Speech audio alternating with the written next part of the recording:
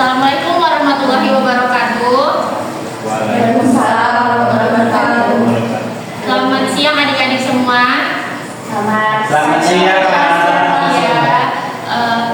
Gimana nih kabarnya semuanya? Baik, alhamdulillah. Oh, sehat-sehat semua ya ini?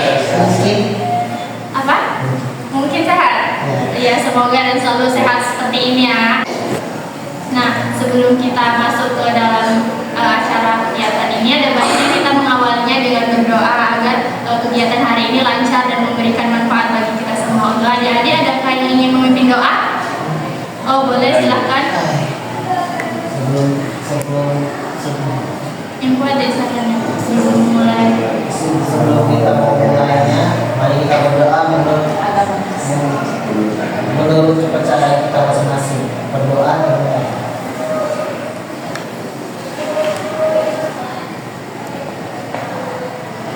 Berdoa selesai. Jadi terima kasih untuk adik yang sudah mau memimpin doa.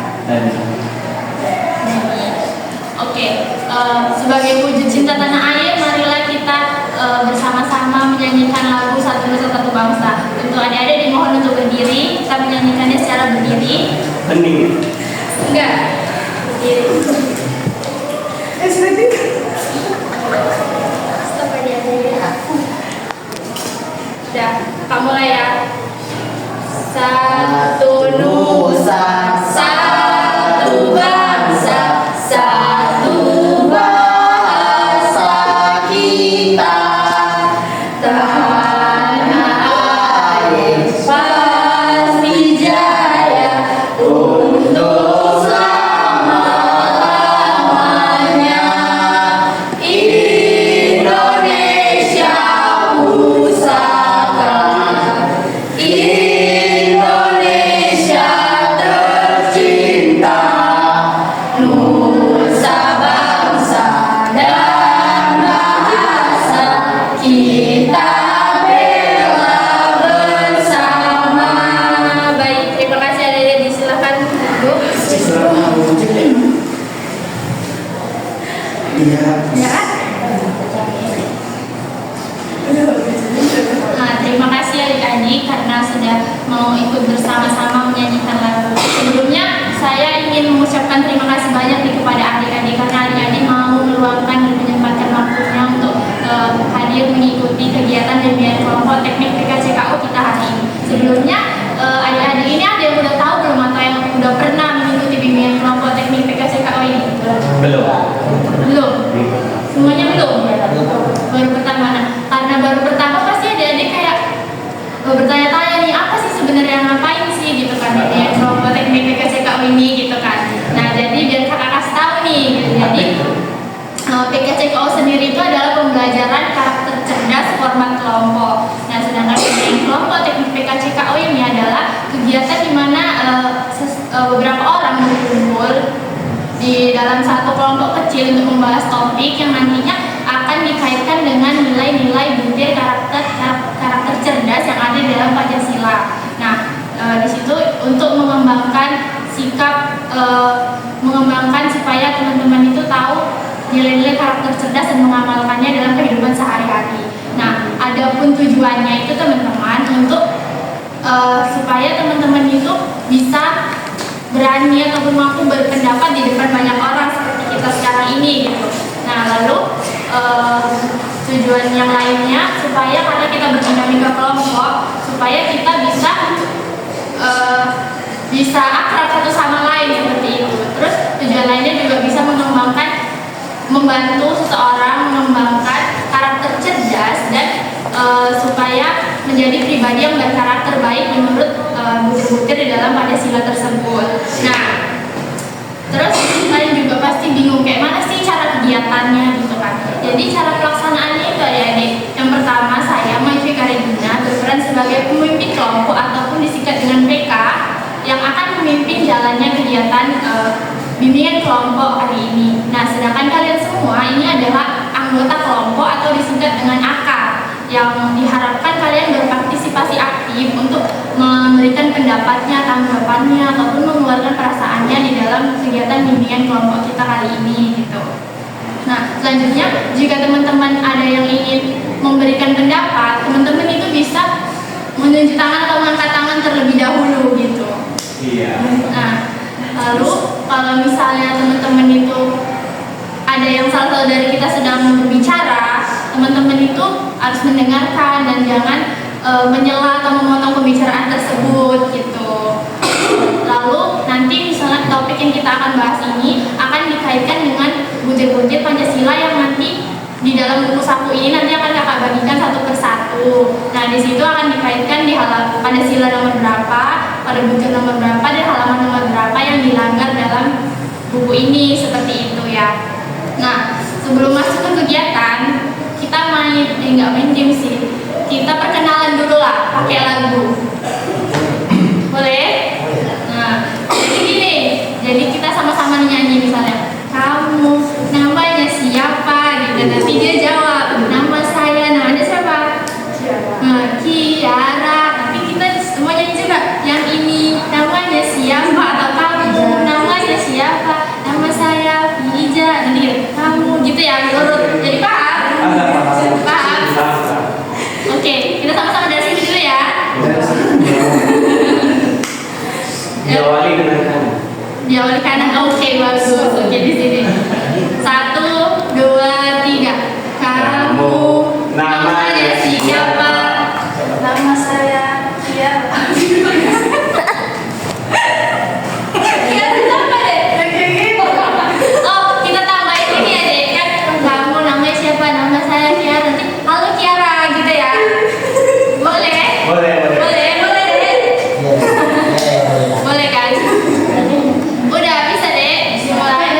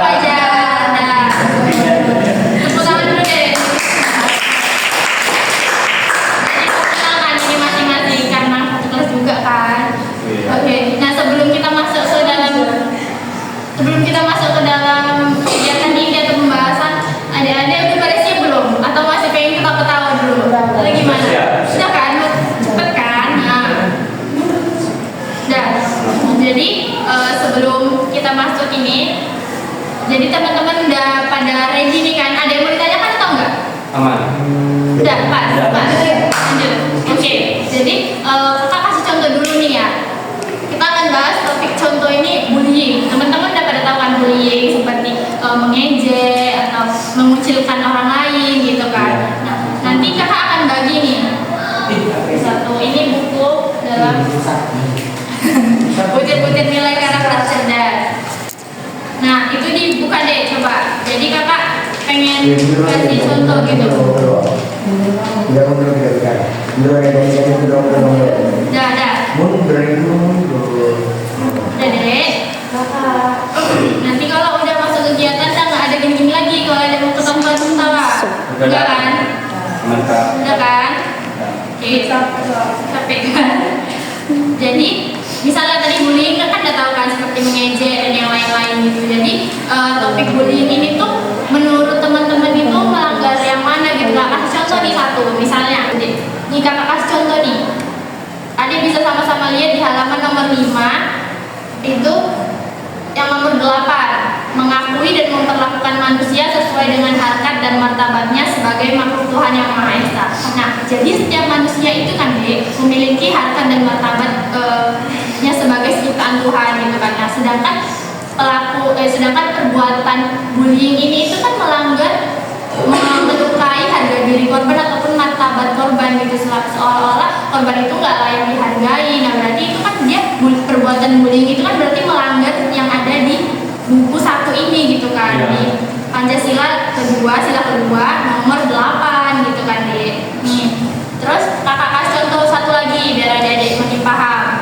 Itu di halaman 6 juga, halaman 6 yang nomor sila kedua nomor 10, mengembangkan sikap saling mencintai sesama manusia. Nah, jadi kalimat itu kan ngajak kita kayak untuk saling mencintai sesama manusia gitu kan. Tapi bullying ini kan kadang sering menunjukkan sikap kebencian, kayak nggak suka, kekerasan gitu. Yang jelas bertentangan sama kalimat ini kan, kita suruh saling mencintai nih sesama manusia. Sedangkan bullying itu melanggar kata tersebut gitu kan. Nah, jadi adik-adik udah mulai paham nih.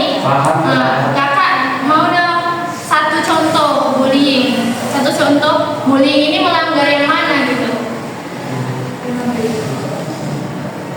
Saya Oh, boleh. bullying. Sila kedua halaman 6 poin 12. Oke. Mengembangkan sikap tidak semena-mena terhadap orang lain. Tindakan bullying seperti mengejek, menghina atau mengucilkan itu kan bentuk nyata perlakuan semena-mena karena dilakukan tanpa memperhatikan hak dan perasaan orang lain. Iya, benar sekali adik-adik. Jadi mengembangkan sikap tidak semena-mena terhadap orang lain. Sedangkan bully ini kan dia kayak semena-mena gitu sama orang lain, dia ejek, dia kucilkan gitu kan, menjatuhkan harga diri. Benar sekali adik-adik. Nah, jadi itu contoh tadi kan. Nah, kita sekarang masuk ke topik sebenarnya. Jadi topik sebenarnya kita itu intoleransi antar agama. Adik-adik udah pada tahu kan intoleransi antar agama? Biar kakak lebih jelaskan lagi. Jadi intoleransi itu kan kebalikan dari toleransi. Kalau toleransi itu dia mau menerima perbedaan gitu, mau menghargai perbedaan. Sedangkan intoleransi ini berarti dia nggak menerima perbedaan tersebut gitu kan. Iya, nggak mau berdampingan sama yang berbeda keyakinan seperti itu. Nah, jadi poin itu intoleransi antar agama menurut adik-adik nih, intoleransi antar agama itu melanggar butir Pancasila yang halaman berapa, nomor berapa. Kakak kasih waktu dulu sekitar 1 menit untuk adik-adik lihat dulu, baca-baca dulu bukunya, lihat dulu mana dia melanggar yang mana seperti itu.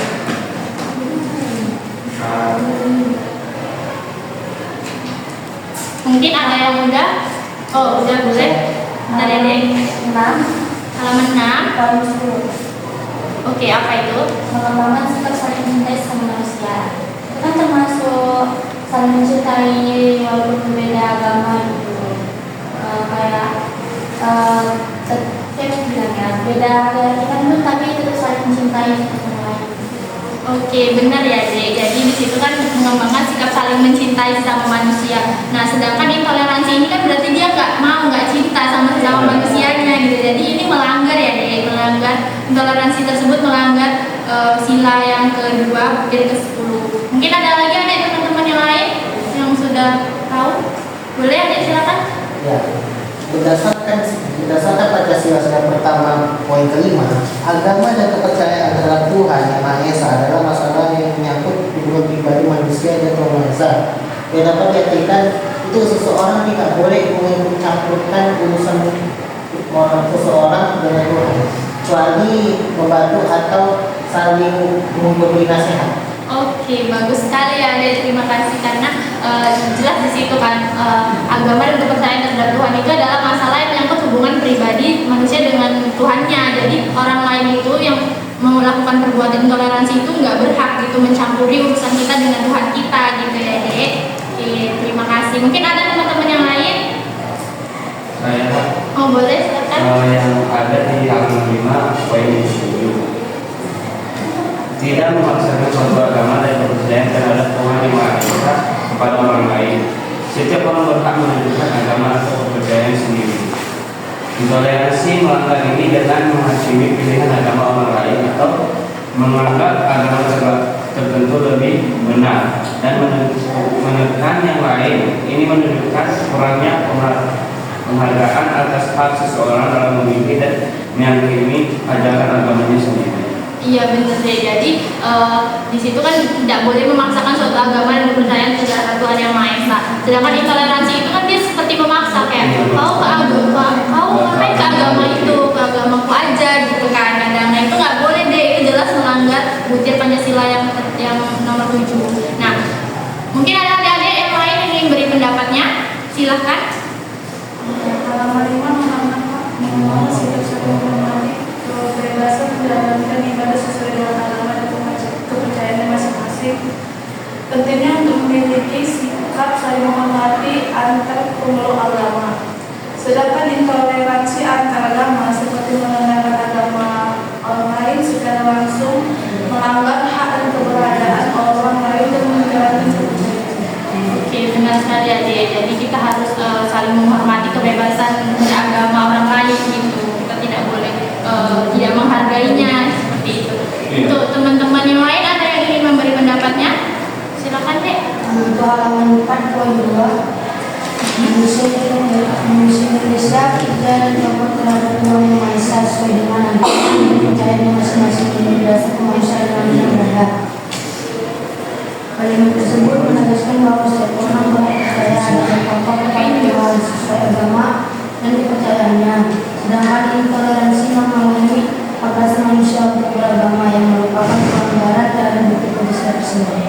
Oke, benar ya dek. Jadi poin 2 itu kan bila manusia Indonesia percaya dan takut terhadap Tuhan yang Maha Esa sesuai dengan agama dan kepercayaannya masing-masing. Jadi kita nggak boleh ikut campur lah gitu kan sama orang lain. Benar sekali. Untuk ada lagi mungkin teman-teman? Adalah Boleh? halaman 5 poin keempat, membina kerukunan hidup di antara sesama umat beragama dan kepercayaan terhadap Tuhan yang Maha Esa. Kalimat itu mengajak untuk membina kerukunan yang artinya menjaga hubungan baik dan damai antar umat beragama dan sebaliknya. Intoleransi memicu konflik, kebencian, dan permusuhan yang membuat masyarakat terpecah dan tidak aman. Iya benar deh. Jadi membina kerukunan hidup di antara sama umat beragama. Tapi toleransi ini bahkan nggak mau dia rukun gitu kan sama yang berbeda agama. Jadi itu benar-benar melanggar. Terus mungkin ada lagi adik-adik yang dilanggar di dalam poin tersebut.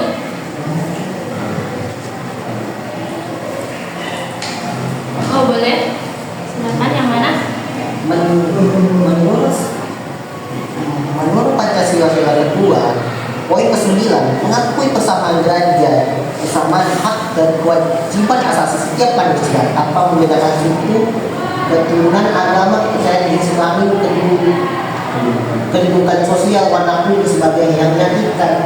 Intoleransi ini adalah bentuk diskriminasi terhadap syarat-syarat.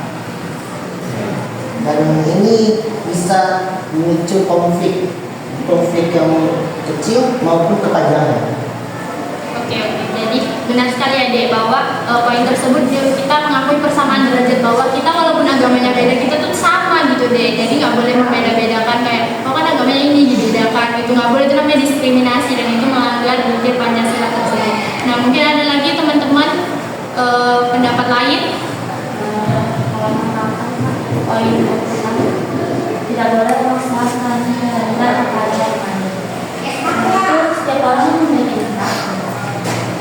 agama masing-masing.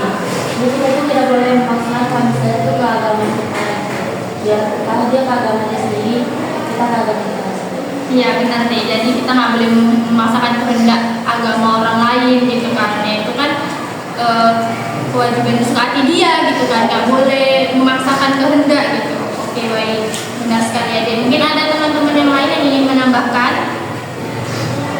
atau sudah cukup? Sudah cukup? Oke, terima kasih. Nah, tadi kan kita udah bahas nih deh, intoleransi itu melanggar butir-butir Pancasila yang beberapa aja. Menurut adik-adik nih, solusi apa sih yang bisa diberikan supaya kita nggak melakukan intoleransi antar agama lagi? Nah, itu tuh ada di halaman 12 deh. Coba dibuka halaman 12 bagian 2. Ini kakak kasih contoh dulu ya, solusinya itu gimana. Jadi solusinya itu mungkin ada di halaman 12-nya itu deh, yang nomor Pancasila bukan, yang poin kedua, melaksanakan perintah dan menjauhi larangan Tuhan sesuai dengan agama yang dianut, yaitu berbuat kebaikan dan menghindari berbuat salah atau kejahatan. Nah, jadi kalau semua orang benar-benar menjalankan agamanya dengan baik, kan semua agama itu menyuruh kita untuk berbuat kebaikan kan, ya kan, betul kan? Nah, jadi semua agama itu, maka kalau misalnya semua orang benar-benar menjalankan kebaikan sesuai agamanya, maka tidak ada deh toleransi, karena kan semua agama itu nyuruh kita hidup damai, kita boleh berbuat baik, gitu, benar kan? Nah, itu solusi yang bisa diberikan mungkin. Terus kakak solusi lagi nih, yang kedua, mungkin contohnya yang bersyukur, yang nomor 4 deh. Jadi kan perbedaan agama itu kan bagian dari ciptaan Tuhan ya, Dek. Jadi kalau kita itu benar-benar bersyukur, kita akan menerima hidup berdampingan dengan orang-orang yang berbeda agama dengan kita, karena kan itu udah kodratnya Tuhan, takdirnya Tuhan, ciptaannya Tuhan, dan kita ya harus mensyukuri itu. Dengan kita mensyukuri itu, maka kita tidak akan melakukan intoleransi antar agama seperti itu deh. Mungkin itu saja contoh dari kakak. Mungkin ada yang lain, ada yang ingin memberikan contoh? Boleh, silakan. Halaman 14 poin kedua, berpikir positif. Dalam berpikir positif kita bisa melihat perbedaan agama bukan sebagai ancaman, tapi sebagai hal yang wajar dan bisa saling melengkapi. Sikap ini bisa menjadi kunci untuk menghilangkan intoleransi, karena orang yang berpikiran positif akan lebih terbuka dan lebih menghargai orang lain. Oke, betul ya deh. Jadi kalau kita berpikir positif, nggak akan ada lagi tuh intoleransi. Kalau kita semua berpikir positif, karena kan kita tahu kalau itu tuh bagian dari ciptaan Tuhan, kita harus menghargainya gitu. Nah, kalau kita berpikir positif, solusi ini kita terapkan, pasti kita nggak akan ada lagi intoleransi antar agama seperti itu. Nah, mungkin ada solusi lainnya deh, silahkan. Boleh? Halaman 15 Kak, poin yang nomor 10, toleransi atas pengomong. Solusi dengan kita bersikap toleran, memahami agama masing-masing, kita harus saling menolong, membantu agama masing-masing, beda agama, kita harus percaya. Oke, benar sekali ya deh. Jadi kita harus toleransi gitu. Dengan kita mempunyai sikap toleransi ataupun yang kita suka menolong orang lain walaupun yang berbeda agama, sikap atau perbuatan intoleransi itu bisa dihapuskan sedikit demi sedikit. Mungkin ada solusi yang lain?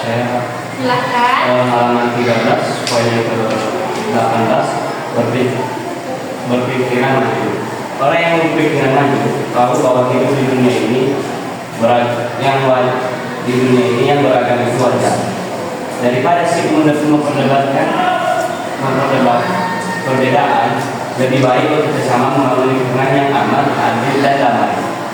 Untuk semua, kalau semua orang bisa berpikir maju, maka intoleransi antara agama akan hilang, digantikan oleh rasa saling menghormati dan bekerja sama. Iya, benar sekali ya Dek. Jadi kalau misalnya kita berpikiran maju, nggak diskriminasi terhadap orang lain gitu. Kalau kita punya pikiran yang jelas gitu, jernih lah gitu. Jadi kita nggak akan melakukan intoleransi antara agama tersebut, karena kita tahu itu melanggar butir-butir Pancasila tersebut. Terus mungkin ada solusi-solusi yang halaman 13 poin 14 terarah dan berpikir logis. Kalau berpikir logis kita bisa melihat bahwa semua agama mengajarkan kebaikan, bukan permusuhan. Sikap terarah dan berpikir logis memiliki melihat perbedaan dan kepala dingin. Kalau semua berpikir jernih, maka intoleransi antar agama bisa dicegah dan masyarakat akan hidup damai. Iya betul deh. Jadi kalau kita berpikir logis gitu, kita nggak akan lagi tuh melakukan sikap intoleransi antar agama tersebut dan kita akan damai hidup rukun berdampingan. Terus mungkin ada solusi yang lain deh? Boleh?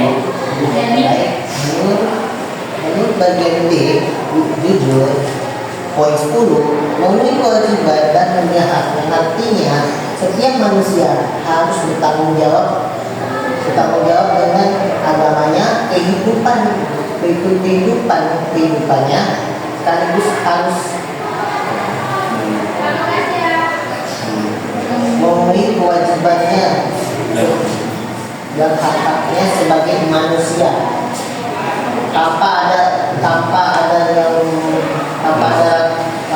memaksakan.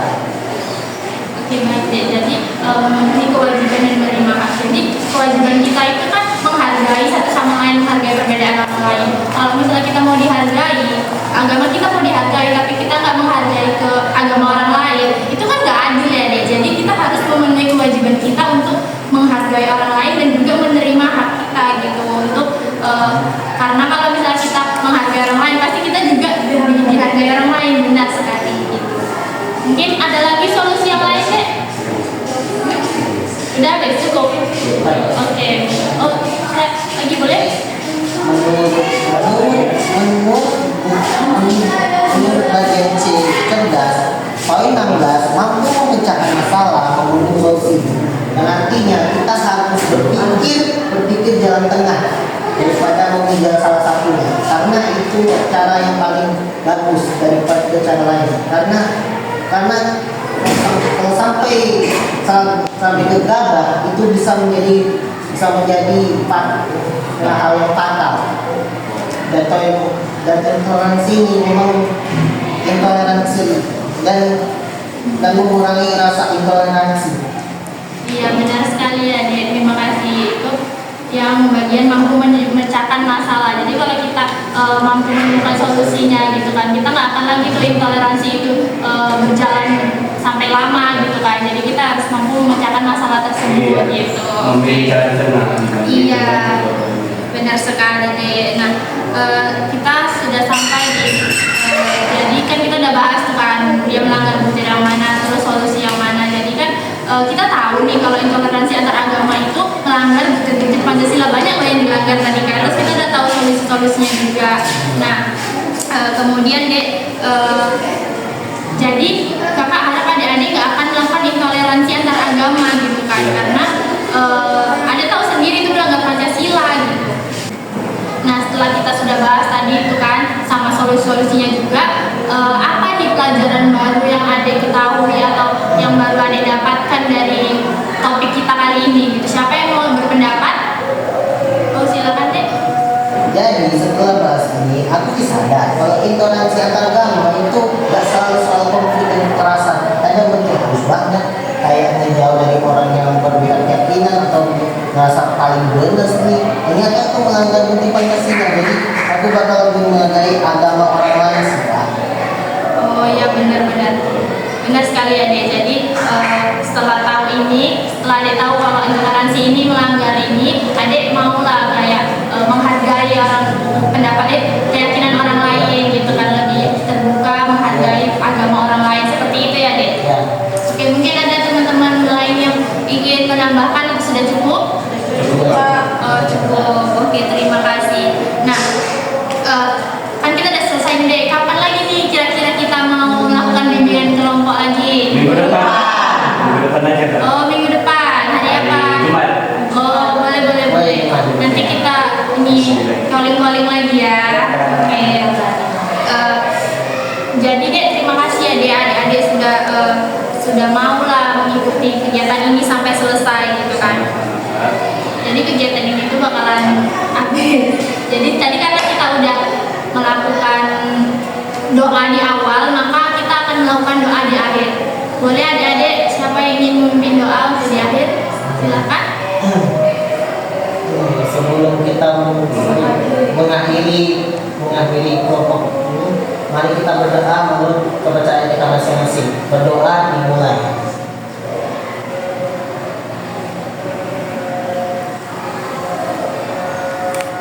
Berdoa selesai. Oke, baik. Nah, sebelum kita mengakhirinya, kakak pengen adik kita nyanyi dulu ya. Adik tahu